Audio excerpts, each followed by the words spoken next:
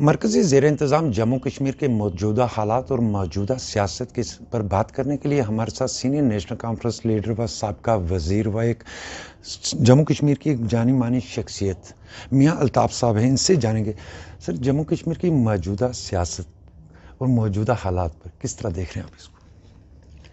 دیکھیں، سیاسی ماحول تو مجھے ابھی جموں کشمیر میں کوئی لگتا نہیں کہ کوئی سیاسی ماحول یہاں پہ ہے، کیونکہ ابھی کہیں نیئر فیوچر میں الیکشن کی بات ہے نہیں ہے. تو اس کے علاوہ یہ یو ٹی کا مسئلہ ہے، یہ ریاست بھی ٹوٹ گئی ہے، سب کچھ ہے، تو اس کے بعد مجھے نہیں لگتا کہ حالات پورے طریقے سے ٹھیک ہیں. اور خاص طور پہ آپ کے رجوری ڈسٹرکٹ میں تو میں نے دیکھا کہ کافی بری حالت ہے. اگر میں سڑکوں کے حوالے سے بات کروں تو بہت زیادہ پرابلم ہیں لوگوں کو، اور بھی محکمے جو ہیں ان سے بھی بڑے شکوے ہیں، گلے ہیں. تو لوگوں کی مشکلات کافی ہیں پورے جموں کشمیر میں. تو ابھی سیاست کے بارے میں مجھے نہیں لگتا کہ کوئی یہاں پہ کوئی پولیٹیکل ایکٹیویٹیز جو ہیں وہ بڑھ رہی ہیں، یا کوئی یہاں پہ ایسا سیاسی ماحول بنایا جا رہا ہو جس سے یہاں پہ سیاسی ایکٹیویٹیز جو ہیں وہ بڑھیں. ابھی مجھے کوئی ایسا لگتا نہیں. سر گزشتہ کچھ دن اگر دیکھیں کہ مرکز کے وزراء نے دورہ کیا، ہوم منسٹر نے دورہ کیا، ہوم منسٹر اپنی اسپیچ میں ایک بات کہی کہ جموں کشمیر میں پہلے ڈیلیمیٹیشن ہوگا، اس کے بعد الیکشن، اور اس کے بعد اس کو ریاست کا درجہ دیا جائے. آپ ان کے اس بیان کو کس طرح دیکھ رہے ہیں؟ ابھی تو کچھ نہیں ہو رہا نا، ابھی نہ کوئی کہیں ڈیلیمیٹیشن بھی کہیں نظر میں نہیں ہے، اس کے بعد الیکشن بھی کہیں نیئر فیوچر میں لگتے نہیں ہیں. تو کون جیتا ہے تیری زلف کے سر ہونے تک. جس طرح کہا گیا تھا کہ نیا جموں کشمیر بنایا جائے گا، پچھلے کچھ دنوں سے اگر جموں وادی کی بات کریں، ٹارگیٹ کلنگ بہت زیادہ ہو رہی ہیں، کچھ انکاؤنٹر ہوئے جن کو فیک انکاؤنٹر کہا جا رہا ہے. ان کو آپ کس طرح دیکھتے ہیں؟ کیا نیا جموں کشمیر کہیں نظر آ رہا ہے؟ نہیں، میں تو اس بات سے اتفاق نہیں کرتا کہ کوئی نیا کشمیر بن رہا ہے یا کچھ ہے. میری اپنی جو سوچ ہے، یا میرا اگر کوئی مشورہ سنے تو میں یہ ضرور کہوں گا کہ ریاست کے حالات کو ٹھیک کرنے کی ضرورت ہے، اور ٹھیک کرنے کے لیے زیادہ جو اہم ذمہ داری ہے وہ گورنمنٹ آف انڈیا کی ہے.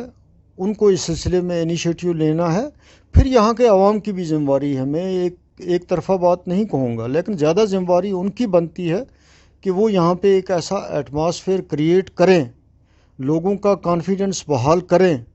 تو جب لوگوں کا کانفیڈنس بحال ہوگا تو پھر نئے کشمیر کی یا پرانے کشمیر کی بات ہوگی، پھر کوئی کمپیریزن ہوگا تو وہ تب کی بات ہوگی. اس وقت مجھے ایسی کوئی بات نہیں لگتی ہے. سر فاروق صاحب نے کہا کہ جس طرح 370 کے لیے دوبارہ وہ جدوجہد شروع کریں گے، جس طرح کسان ایک جدوجہد کے بعد انہوں نے اپنا قانون واپس لیے، کیا اگر 370 نہیں دیا جاتا ہے یا نیشنل کانفرنس اس الیکشن میں اگر کروائے جاتے ہیں ان کا حصہ بنے گی؟ نہیں، ہماری ابھی ایک تو میں نے پہلے آپ سے کہا کہ مجھے تو الیکشن ابھی نظر نہیں آتے. جب الیکشن آئیں گے تو تب اس معاملے میں کوئی فیصلہ جو ہے وہ ہوگا. لیکن اس وقت تو ہماری پارٹی کی لیڈرشپ یہ کہہ رہی ہے کہ جب بھی الیکشن ہوئے ہم حصہ لیں گے. وہ یہ نہیں کہہ رہے ہیں کہ ہم حصہ نہیں لیں گے، وہ یہ کہہ رہے ہیں کہ ہم الیکشن میں حصہ لیں گے. سر آپ کی تنظیم میں کئی جگہوں کو الگ کر دیا، مطلب یہ کہا جا رہا ہے ڈوڈا رینج کو الگ کیا گیا، جموں پیر پنچار رینج کو الگ کیا گیا. جس طرح الگ کیا، کل نیشنل کانفرنس اقتدار میں آئے گی، کیا ان کو صوبوں کا درجہ دیا جائے گا؟ نہیں، اس پہ میں آج ابھی تو کوئی چیز نہیں کہہ سکتا کہ میں یہ کہوں کہ نہیں جی ان کو صوبوں کا درجہ دیا جائے گا. یہ وہ تب کی بات ہے جب ویسی سچویشن پیدا ہوتی ہے، جب یہاں پہلے اسٹیٹ تو بحال ہونے دیجئے کم از کم، پھر اس کے بعد ہم یہ چیپٹر جو ہے اس کو کھولیں گے کہ یہاں بنے تو بہت اچھی بات ہے، یہ لوگ ڈیزرو کرتے ہیں اس کے لیے. لیکن میں ابھی کوئی بات کہہ دوں تو وہ قبل از وقت ہوگی. ایک آخری سوال آپ سے، جموں کشمیر کے حالات کو بہتر کرنے کے لیے، پٹری پر لانے کے لیے آج نیشنل کانفرنس اقتدار میں آئے گی، اس کے لیے کیا قدم سوچ سکتے ہیں کہ جموں کشمیر کس طرح بہتر ہو سکتا ہے؟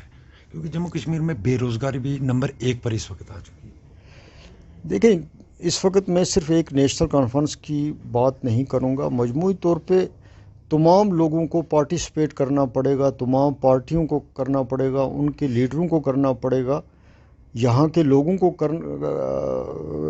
कुछ ना कुछ इनिशिएटिव सबको लेना पड़ेगा, मिलजुल के सब कर सकते हैं। ये सिर्फ एक नेशनल कॉन्फ्रेंस ही नहीं कर सकती इस रियासत के, मैं ये कहूँ कि नहीं सिर्फ हम ही हालात बेहतर कर सकते हैं।